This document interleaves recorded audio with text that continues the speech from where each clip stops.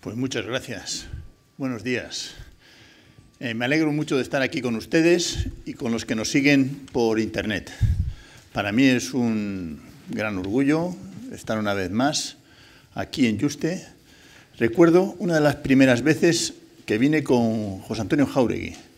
No recuerdo el formato de qué fue aquella discusión, pero sí recuerdo que acabamos de ser nombrados catedráticos de Monet, debió ser a mediados de los 90, y él tenía ya el proyecto de poner en marcha esto. Después he tenido pues, muchas ocasiones, tanto desde la Universidad del País Vasco como en la Complutense, de acordarme de muchas de las cosas de antropólogo José Antonio Jáuregui. Yo quiero empezar agradeciendo a los cursos que me hayan dado la posibilidad de estar aquí con ustedes.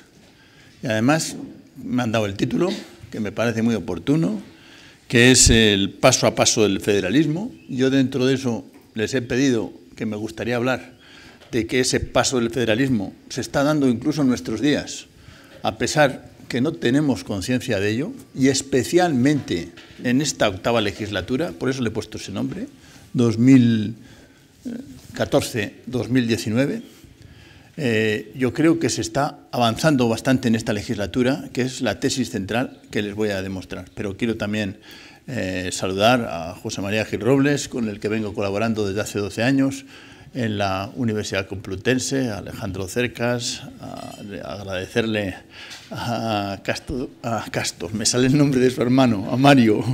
Yo tengo mucha relación con su hermano, Díaz Barrado, y a mi compañero Rodríguez Barrigón, que también he tenido oportunidad de que me invitaron en Cáceres ya hace años, y después todavía he tenido recientemente algún seminario con él. Yo me alegro mucho que Durão Barroso eligiera como tema el del federalismo y que se atreviera a utilizar esa expresión. Bien entendido que está un poco matizada, que es el federalismo de los Estados-nación. En la actual legislatura no se está utilizando la palabra federalismo expresamente, pero no está mal que en el discurso del 2012, creo que fue el 12 de septiembre, en el discurso anual ante el Parlamento, él planteara el tema y después, para la hora de elegir estos cursos, sea el tema del federalismo. Yo creo que la expresión federalista, para referirse a Europa, pues por primera vez la escuché en la Facultad de Ciencias Políticas, siendo alumno. Yo empecé en el año 68, ya son unos cuantos años, pues más de 45 años. Fue con el profesor Tuyol, que ellos en el 69 o 70. Todavía utilizaba le costaba en público utilizar la expresión federalismo. Lo decía, acuérdense ustedes que estábamos en pleno franquismo y esa expresión estaba prohibida. Nosotros habíamos estudiado el federalismo en otras asignaturas, en Proudhon, en Pi-Margall, desde otra perspectiva. Pero el federalismo europeo, el primero y sobre todo, que a mí me despertó la vocación y la importancia del proyecto europeo, que es de las pasiones que han animado toda mi vida. Yo creo que junto a la pasión del mar y a la pasión de los libros, son las 3 pasiones que han sido constantes desde entonces. Y la razón que en aquel momento me motivó enormemente el proyecto europeo, porque él explicaba que en el mundo había 3 o 4 opciones en torno a las posibilidades de España presentarse en el mundo. Y empezaba explicando que una de las posibilidades era el Comecon. Por cierto, en aquella época había importantes economistas, hoy vinculados por lo menos a la derecha mediática, que defendían el proyecto del Comecon, el proyecto comunista. En nuestra facultad era mayoritario. Aquello era bastante contundente, la fuerza que tenía el comunismo en nuestra facultad, con importantes personajes que hoy están en la derecha. Había otro grupo que eran los de él explicaba que el proyecto interesante era el de la EFTA, la Asociación Europea de Libre Comercio, que se acaba de crear entre los países nórdicos, precisamente Portugal, Austria, el Reino Unido, y que era un proyecto liberal, era un proyecto de crear una asociación de libre comercio, pero que no tenía el alma europea.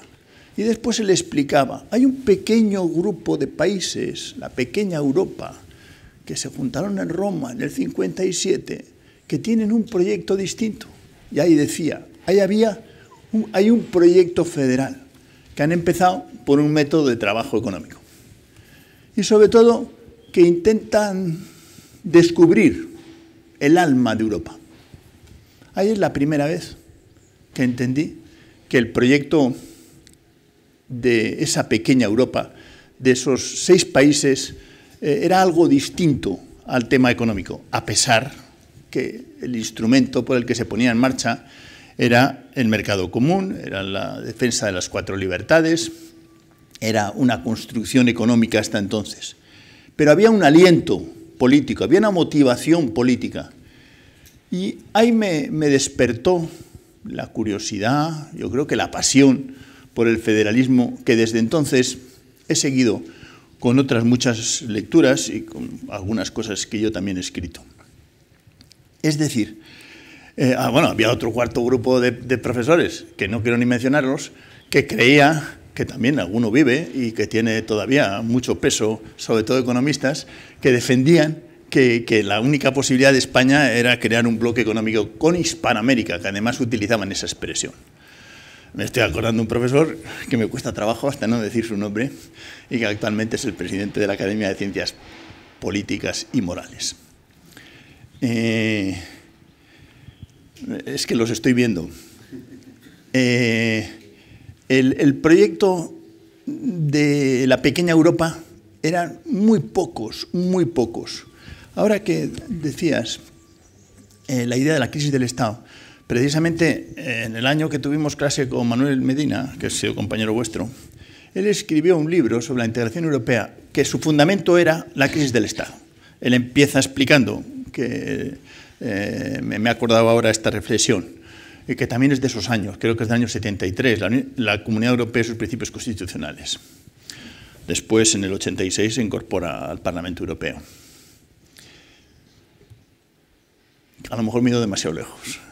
Pero he empezado a decir, a mí, cuando dicen aquí el federalismo europeo paso a paso, he estado haciendo, rememorando, ayer que venía en el coche desde Vitoria, vine por la tarde de un tirón, estuve pensando, ¿qué es lo que a mí me ha motivado, me ha despertado el interés? Pues me señaló que, en primer lugar, que la única forma de conseguir la democracia en España era a través de Europa. En segundo lugar, que sería la prosperidad. Incluso el anhelo de igualdad. En aquella época de una España tan desigual, desde todos los puntos de vista, regional. Yo hice servicio militar, joder, no pensaba aguantar todas estas cosas, porque nunca hablo de ellas. En Andalucía, en la Carraca, en un batallón de castigo. En aquel entonces, la mitad de los que estaban allí eran alfabetos, que es algo que hay que recordar. No se podían poner carteles. Bueno, no quiero seguir contando estas anécdotas, porque el primero que no entendía era el comandante que no sabía leer y escribir, que era un comandante chusquero de los de la guerra. ¿Por qué hago esa reflexión? Porque para nosotros ha sido la igualdad, la prosperidad y la democracia lo que hemos unido al federalismo europeo. Ya sé que la generación de ahora lo ve un poco al revés.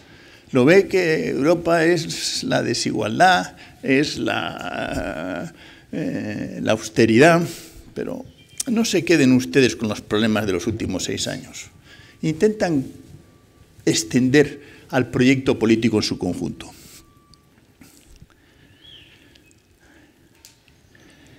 Yo quiero hacer unas breves consideraciones de lo mucho que se ha producido en el federalismo europeo desde aquellos años hasta nuestros días. Van a ser brevísimas, pero solo lo que quiero rescatar es la idea de que el federalismo europeo avanza mucho y precisamente, prácticamente, desde que España es parte de la construcción europea. Es decir, ahora celebramos el 30 aniversario. Ha sido prácticamente desde el 86 hasta nuestros días. Porque aunque había un proyecto que tenía un aliento, una motivación política, la construcción fue básicamente económica. Hasta, a mi juicio, la fecha central es las elecciones del Parlamento Europeo por sufragio universal de mayo o junio de 1979. Es donde empieza el cambio político. Es donde, como ustedes acordarán, el famoso proyecto de tratado por el que se establece la Unión Europea de Altiero Spinelli de 1984, pero que es fruto de esas elecciones, en donde precisamente los parlamentarios así elegidos por sufragio universal dicen, hombre, ya que tenemos la legitimidad democrática, tenemos que transformar una comunidad de naturaleza económica en una unión de naturaleza política, y sobre todo que se respalde la legitimidad democrática. He traído aquí precisamente un libro sobre el déficit democrático. Hombre, déficit democrático había en el 79 y en el 84.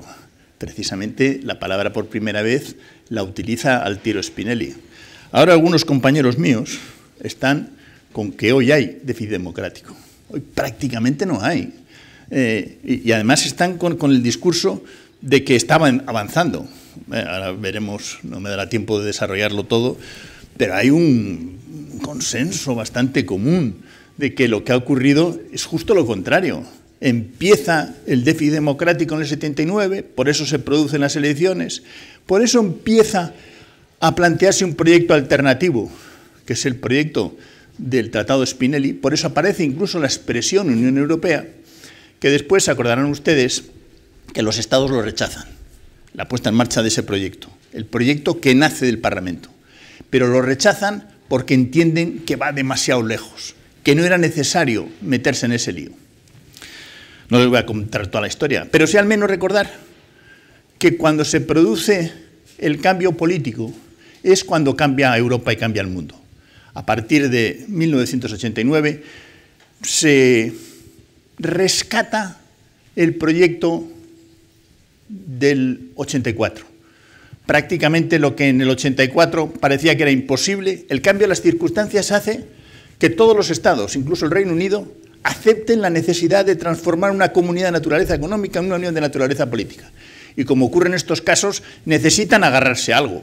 Y el esquema de Maastricht va a ser básicamente el esquema que había elaborado el Parlamento Europeo, los representantes de la soberanía, que 6 años antes parecía una locura, que a dónde íbamos a ir. Y al cambiar las circunstancias, resulta que son perfectamente operativas. Hago ese símil, y me salto todo el proyecto porque si no, no me da tiempo a explicar, para llegar básicamente a nuestros días. Bueno, hay que decir que en Maastricht aparecía en la redacción la creación de una Unión Europea de vocación federal, y que el último día en Maastricht, por veto británico, desaparece la vocación federal. Pero el tratado estaba hecho. Luego lo que quiero decir es que ya el tratado de Maastricht claramente es expresión de una vocación federal concreta.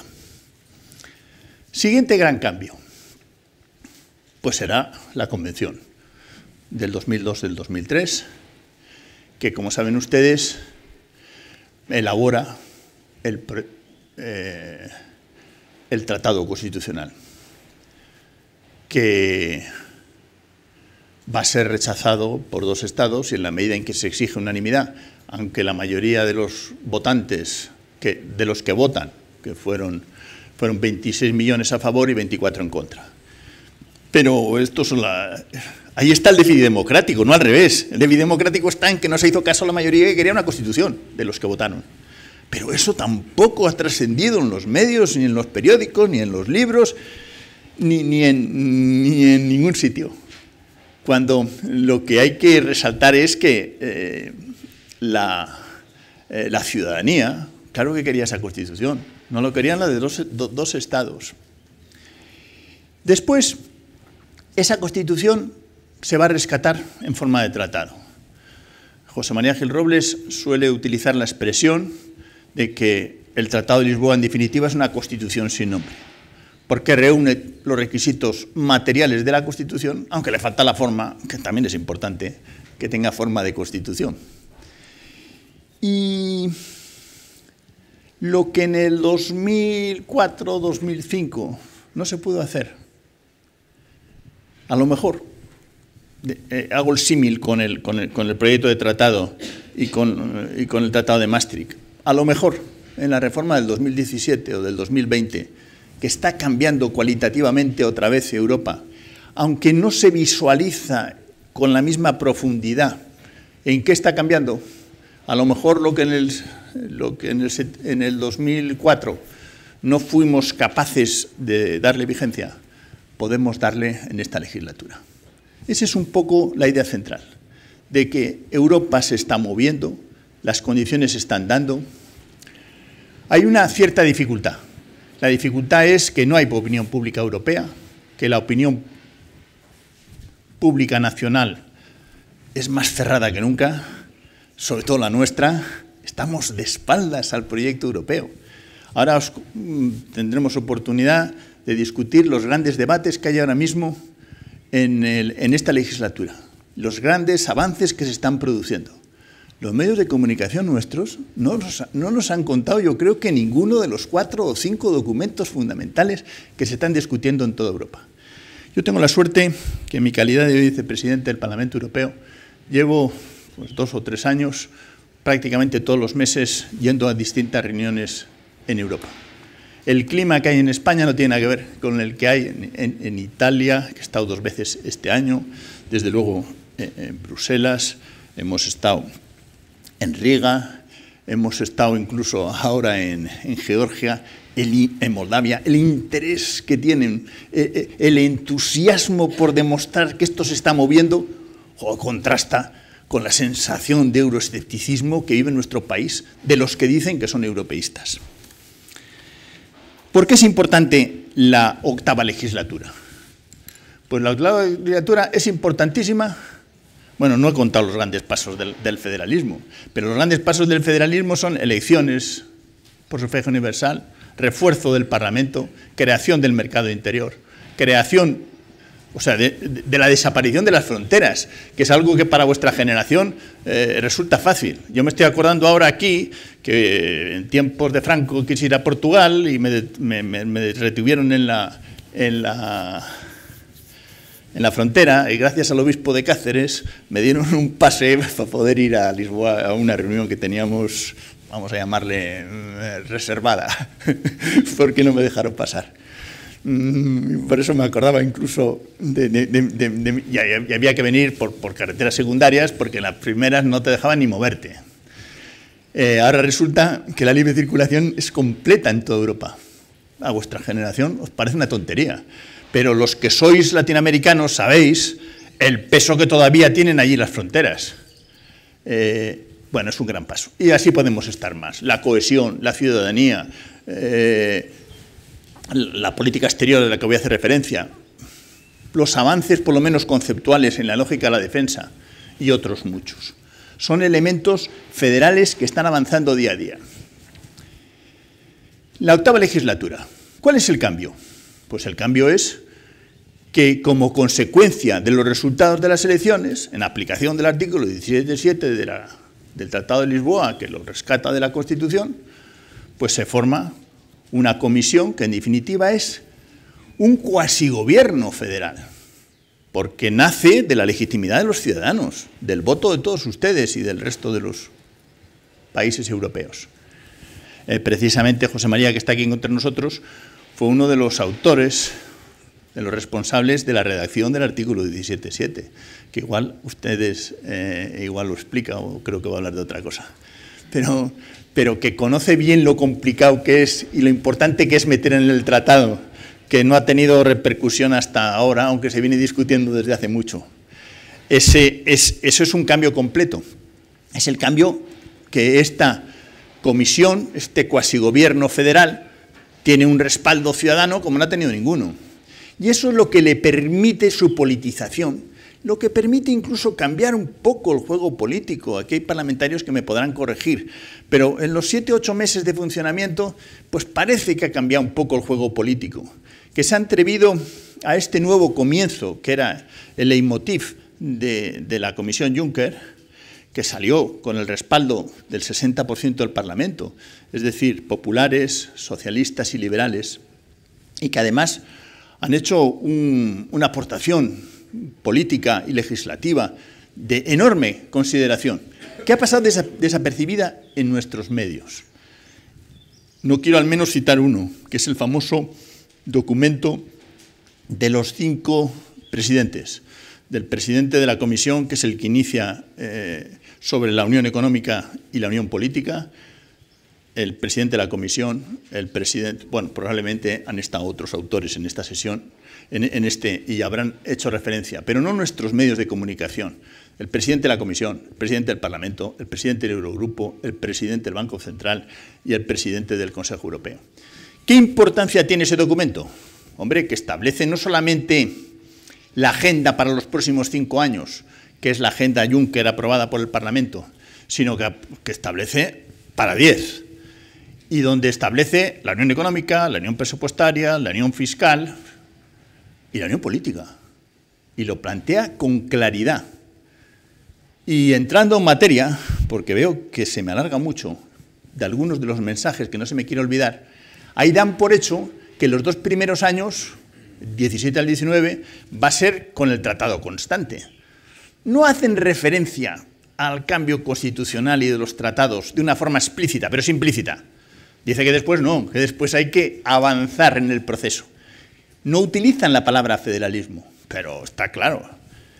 Es también interesante recordar que el Tratado de Lisboa, en el artículo 1.2, aunque no recoge la idea de una unión de ciudadanos y estados, que es el principio federal expresado políticamente, que estaba en la Constitución, recoge una unión cada vez más estrecha, que precisamente es lo que quieren cambiar los británicos. Y lo que en el Consejo Europeo de junio, su presidente Cameron pidió, por lo menos, que se empezara a buscar fórmulas, porque ese artículo 1, párrafo 2, lo que establece es que nos hemos comprometido no solo en lo que estamos, sino en seguir avanzando. Ahí está el proyecto federal, ahí está el federalismo paso a paso. Y ellos lo que dicen es, bueno, hasta ahora bien, pero ni un paso más. Hay 2 concepciones distintas. Habrá que ver cómo las compaginamos. Pero lo que quiero resaltar es que hemos avanzado en las anteriores legislaturas. Estamos avanzando en esta una barbaridad. Y sin embargo, pues la opinión pública, al menos la española, no está haciéndose eco de esta cuestión. Saltándome cosas. En el programa Juncker no establece claramente la idea federal, pero sí las grandes líneas, que son la primera, crecimiento y empleo, que es el programa Juncker de los 330.000 millones que les habrán hablado a ustedes, que empieza a estar bastante consolidado y que puede tener efectos en un año. En segundo lugar, la idea de la equidad. Quizá eso está todavía, las políticas que pueden desarrollar la equidad están menos avanzadas, o yo por lo menos las conozco menos. En tercer lugar, la idea de la inmigración. Eso se ha producido un cambio drástico. La prensa española ni lo ha tocado. Haré una referencia al tema de la migración a continuación. El tema de la política exterior y de la defensa, y el tema de un poco más de democracia. Que no se me olvide, la migración. No sé si ustedes han visto la agenda de la migración. Bueno, primero, el Consejo Europeo del 23 de abril del 2015 establece la necesidad de un cambio en la política de migración. Yo soy de los que cuando lo leí pensé que era más de lo mismo. En todos los consejos europeos en los 5 últimos años están diciendo que hay que dar un cambio, que no puede ser, que se está muriendo mucha gente, que el Mediterráneo. Pero dicen lo mismo, pero hay una diferencia, que la aplican. ¿Cuáles son las aplicaciones que ha habido desde entonces? Pues bien claro, la agenda que hace la Comisión, que establece un programa completísimo. Desde ayudas al desarrollo, un programa 2 años, que hay que ir aprobándolo parcialmente. La prensa solo ha sacado el famoso tema de las cuotas, de cómo se reparten los asilados, que son muy pocos, 40.000, cuando el programa son para 4 millones de migrantes. Solamente ha sacado ese aspecto. Y también ha tenido una importancia decisiva.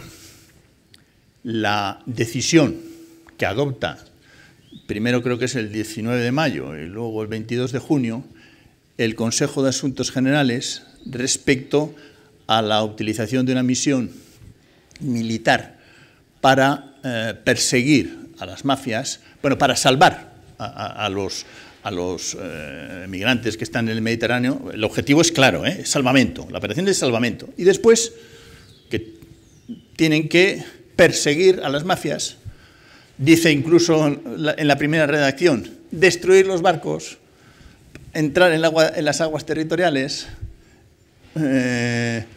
llegar a tierra, perseguirlos, detenerlos, juzgarlos, en fin. Como saben ustedes, va más allá de lo que permite el derecho internacional.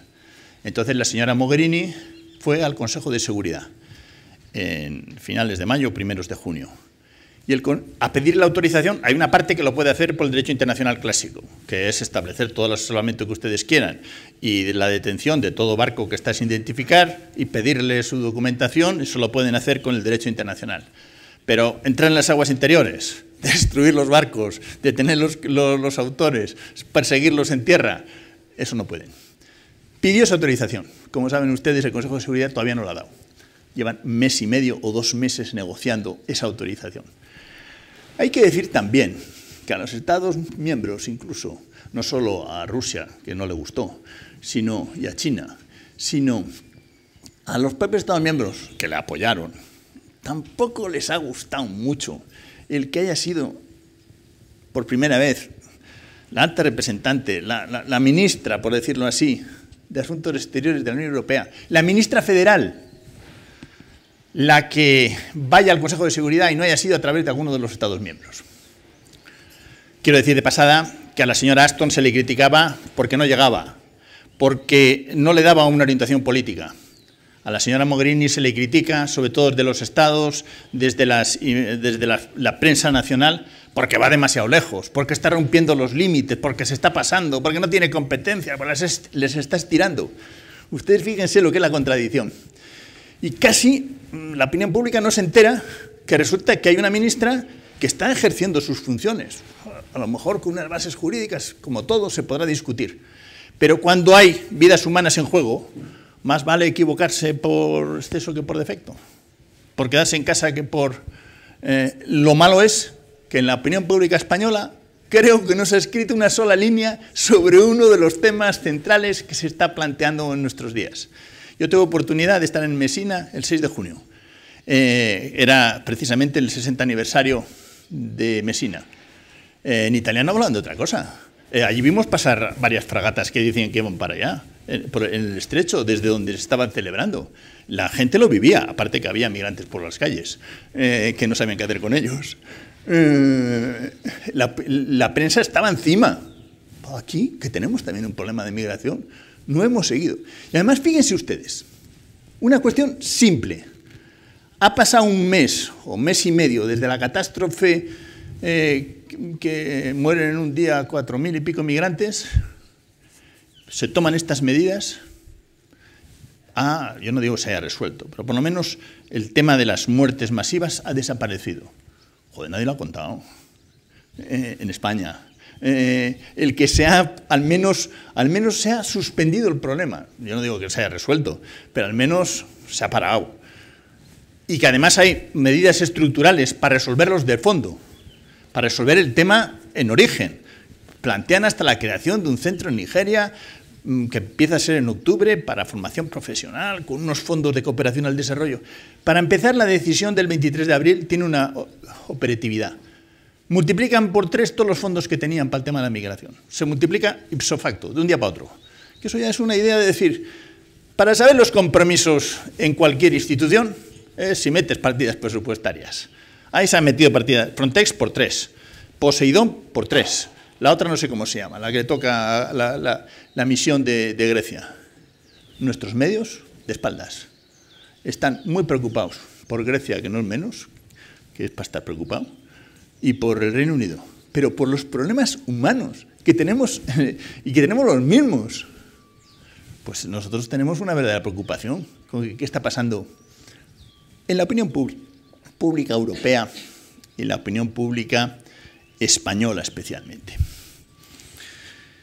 Me estoy saltando el esquema que tenía y lo que quería decir es que en materia de política exterior, con la consecuencia de la aplicación del Tratado de Lisboa, hay una cierta federalización en esta legislatura. Primero, porque esta comisión es una comisión cuasi federal, en el sentido que tiene un mandato ciudadano. Luego al decir federalismo paso a paso, este es un paso importante que se ha producido hace un año. Y además se está produciendo en la medida en que está ejerciendo. ¿En qué está ejerciendo? He dicho una cosa en materia de migración. Voy a decir unas cuantas en materia de política exterior. En materia de política exterior, ¿qué es lo que nos encontramos? Que en estos 5 años, ¿qué es lo que hay? Hay una ministra federal. El Tratado Constitucional le llamaba ministra, ahora se llama alta representante, pero como saben ustedes, las disposiciones del Tratado de Lisboa son las mismas en materia de política exterior, las mismas. No cambia más que el nombre. Otra vez por imposición británica, porque ministros para ellos no hay más ministros que los de su majestad. Y exigen que se le llame alta representante. Pero no tiene nada que ver de las competencias del alto representante anterior. El alto representante anterior, Solana, tenía el 10% de lo que tiene ahora la señora Mogherini.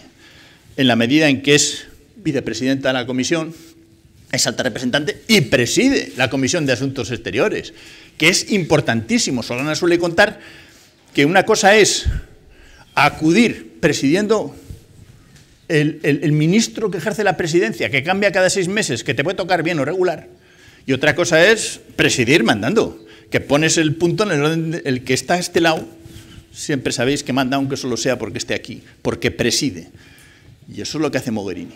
Tuve oportunidad de estar con Mogherini en una sesión en Madrid, que nos reunió a 8 profesores, o 4 profesores y 4 de think tanks. De estas de las que no se puede contar, por lo menos publicar. Porque contar lo voy a contar. Pero es una cuestión marginal, pero conceptual, que luego la contan en otros sitios. Y uno de mis compañeros le preguntó bien claro, ¿cuál es el cambio fundamental? ¿Por qué usted se siente que es una ministra federal? No sé si utilizo esa palabra, eso ella es de mí. Es una ministra, como los demás. ¿Y por qué ha cambiado usted el despacho de estar de alto representante a estar ahí en la Plaza Schumann, en el nuevo SEAE, que no sé si ustedes han visto, que es fantástico el edificio que han creado hace un año apenas, a ir al edificio de la comisión, al edificio clásico de la comisión? Y dijo ella, mira, muy sencillo, o por lo menos lo que a mí se me quedó de esa conversación. A mi compañera, a la antigua Ashton, se le criticaba porque había intergubernamentalizado las relaciones exteriores, la política comercial, la dimensión externa de las políticas comunes. Yo quiero hacer lo contrario. Yo, desde la comisión, que es claramente comunitaria, y como vicepresidenta de la comisión, que además ha conseguido un grupo de comisarios, 5, también se discute la base jurídica, incluso hay uno que le sustituye, el de vecindad, con lo cual está ejerciendo la presidencia y tiene muchas más posibilidades. Lo que voy a hacer es al revés, comunitarizar la política exterior. Es decir, paso la lógica y por eso quiero mandar desde el edificio de la comisión. Quiero, esto ya lo digo yo, federalizar, que es un poco más que comunitarizar. Quiero que la política exterior sea una política exterior supranacional.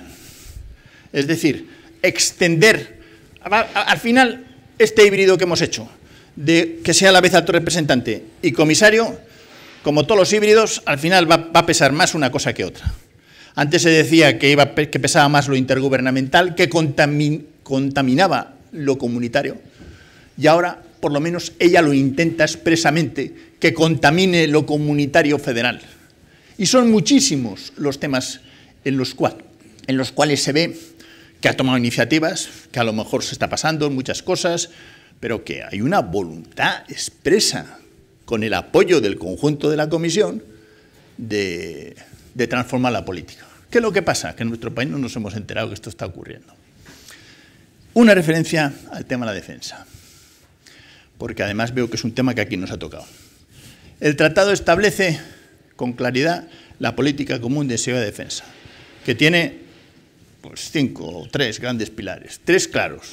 Primero, la alianza defensiva, que es el artículo 42.7, que establece una alianza equivalente y más completa que la del artículo 5 del Tratado de Washington, bien entendido que para los 28 Estados miembros. Es una especie de primera respuesta, que tampoco ha tenido repercusión en nuestros medios. Yo debo decir que el único sitio que me han preguntado sobre ese tema cuando he ido es en Melilla, porque en Melilla, como ustedes saben, el Tratado de la Unión Europea cubre, el Tratado OTAN no cubre a Ceuta y Melilla. Luego, es un tema importante. ¿Qué es lo que ha pasado? Que a su vez establece un artículo 42.6, que es la cooperación estructurada permanente, que es una organización para poder dar respuesta a unas posibles amenazas exteriores. Y a pesar de que se había establecido el plazo del 2010 para poner en marcha, por diversas circunstancias, entre otras por la crisis económica, la cooperación estructurada permanente no se ha puesto en marcha. De tal manera que en el tratado existe formalmente la alianza defensiva, pero materialmente no acaba de tener éxito porque no hay una fuerza preparada de disuasión detrás que haga operativo esta situación. Y en un momento en que el empeoramiento de la situación de seguridad, las amenazas y los riesgos han aumentado considerablemente, además en un año. Hay 2 resoluciones del Parlamento Europeo interesantísimas, la del 12 de marzo y me parece que es la del 21 de mayo, que son contundentes. Ha cambiado la situación de seguridad y de defensa en la frontera europea sur y oriental y, como no ha sido nunca, esto dice no solamente de la Guerra Fría, en la resolución dice desde que empezamos con la integración. Tenemos una situación problemática y, sin embargo, no hay medidas. Y pide una serie de medidas. La más importante, para que quede la cosa clara, sería la aprobación de la renovación de la estrategia de seguridad que se iba a hacer en el Consejo Europeo de junio y que no se ha hecho. Yo digo las cosas buenas y las malas, no se ha hecho y se le ha dado un año.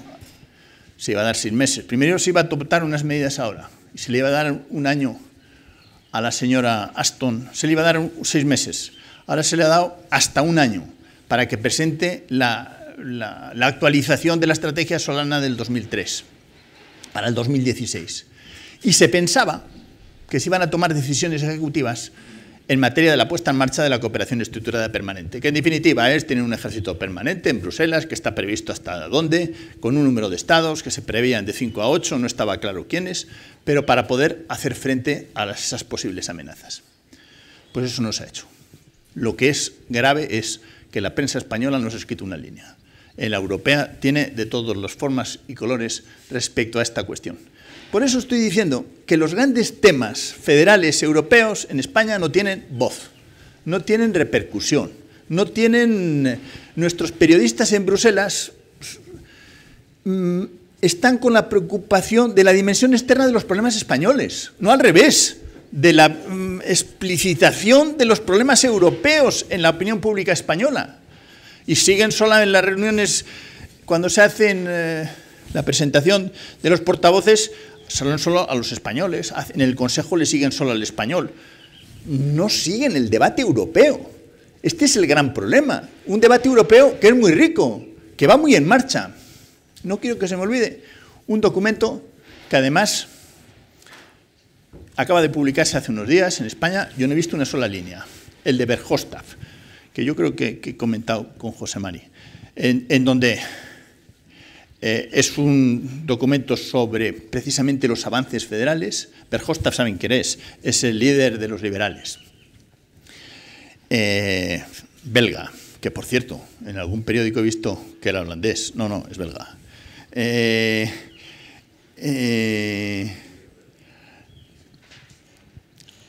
documento de Verhofstadt aparte de plantear los temas de Unión Económica y Monetaria, lo que plantea con claridad es la necesidad de la tercera convención. ¿Qué es lo que están defendiendo el movimiento europeo y el movimiento federalista? En España ese tema no tiene ahora ninguna repercusión. Yo solamente lo quiero dejar encima de la mesa. Es necesario dar un paso más, formalizar el federalismo. Primero hay que exprimir el Tratado de Lisboa, que tiene mucho que exprimir, y al mismo tiempo pensar que a los problemas que tiene hoy Europa en su conjunto no se resuelve solo con los tratados que tenemos. Tenemos que seguir avanzando. Y por lo menos esa idea quería dejar clara. Verhofstadt lo dice con claridad, como no lo dicen ni los socialistas ni los demócratas cristianos. Y lo digo con esta incidencia porque yo soy socialista, para precisamente buscar un referente más expreso de a dónde va el federalismo, que en este momento es Verhofstadt. Pero también te puedo decir, ya que he empezado a decir nombres, tampoco pensaba decir esto, pero es que no se puede decir una cosa desequilibrada. El presidente de la Comisión de Exteriores, el que ha hecho la resolución que tanto me gusta del 9 de marzo, es demócrata cristiano, que es Edmund Brok, que ustedes, los que habéis estado, lo habréis conocido bien. Que además se da la circunstancia que es el presidente de la Unión Europea de Federalistas. Quiero decir que en los tres grandes partidos hay federalistas de pro, y nosotros tenemos a John Leinen, que me refiero a los socialistas, que es presidente del movimiento europeo y que está dentro de la lógica federal. Con estas reflexiones, a veces más personales, lo que quiero es llevar a su ánimo que el tema federal se mueve, que los tres grandes partidos han firmado un acuerdo bastante explícito que se está poniendo en marcha y que dentro de esos partidos hay líderes de peso, pero desgraciadamente no hay españoles. Bueno, esto no lo debía haber dicho, esto se está grabando, pero es que es así. Y no hay periodistas españoles que están siguiendo el asunto. Esto es lo que produce verdaderamente preocupación. Y eso es lo que hace que yo, que estoy todo el día dando clase entre gente joven, pues no note el latido de la preocupación de los inconformistas para ver que verdaderamente donde tienen que cauzar es en la construcción del proyecto europeo. Y hay algunos grupos federalistas españoles, pero muy pequeños, mucho más pequeños que en otros países. Y ese es el gran tema que hay que empujar. Veo que me estoy pasando, que no estoy diciendo lo que tenía previsto, pero estoy diciendo lo que creo que ustedes me preguntan, que en definitiva es ¿por qué es necesario el federalismo paso a paso? Pues es necesario porque individualmente no resolvemos los problemas que tenemos los europeos. Individualmente no resolvemos la recuperación del modelo social. Yo no soy de los que creen que hace falta otra Europa. Yo creo que hay que volver a la Europa que teníamos, que ha sido la que ha avanzado más en derechos sociales, en ciudadanía, en respuestas en el mundo. Y que además eso no lo vamos a conseguir individualmente.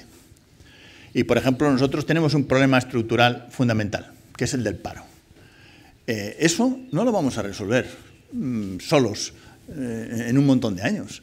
Nosotros necesitamos un fondo europeo equivalente al fondo de cohesión. Para mí ha sido una pena que en el tema de Grecia no se haya planteado las cosas de otra manera. En una de las propuestas de Juncker estaba la creación de un fondo para el empleo. Esa hubiera sido una operación fantástica que nuestro gobierno hubiera acogido y hubiera dicho, hombre, no solo para los griegos, para todos los que reúnen un paro por encima del 20%, vamos a plantear una línea nueva o dentro del plan Juncker. Mi idea es, los grandes problemas que tiene España no los resolvemos solos. El tema del nacionalismo no lo resolvemos solos. Europa es nuestro lugar de encuentro. El tema de las libertades no lo resolvemos solos. El tema económico, el tema del modelo de la economía social de mercado. Hay que avanzar en su conjunto, no es un problema español. El tema de la globalización se resuelve a través del federalismo. Nosotros solos en el mundo no existimos. Los grandes temas los tendremos que resolver a través de una política exterior común que empieza a ser eficiente. Bueno, pues estas son las reflexiones que quería transmitirles a ustedes. El federalismo no es un tema de laboratorio. Es lo que ha ocurrido en Europa en los últimos 60 años, especialmente en los últimos 30, cuando los españoles hemos participado. Joder, sea la paradoja que precisamente a todos nuestros alumnos se saben muy bien los inicios de la Constitución Europea y no se sabe lo que ha ocurrido en los últimos 10 años. Cuando encima hemos sido los españoles los que en muchas ocasiones hemos estado en la locomotora de ese federalismo. La noción de ciudadanía es española, la noción de cohesión es española y no sé cuántas cosas más. Sin embargo, no sabemos muy bien el 57 y no nos sabemos muy bien lo que está pasando en nuestros días. Sabemos muy bien la desgracia que hemos tenido en los 8 últimos años y es comprensivo que esto es un desastre. Pero no nos quedemos solo en el desastre, sino cómo salir del desastre. El desastre no salimos individualmente, salimos de forma conjunta. Los mejores momentos de nuestra historia los hemos tenido en la medida en que hemos capitaneado, dirigido, y no que hemos sido de polizones en el proceso europeo. Por lo tanto, esas son las razones por las que creo que es necesario dar pasos concretos en el federalismo a través de los tratados que hay y yendo a buscar más agua, buscando un recipiente más grande, que en definitiva serían la reforma de los tratados. Muchas gracias.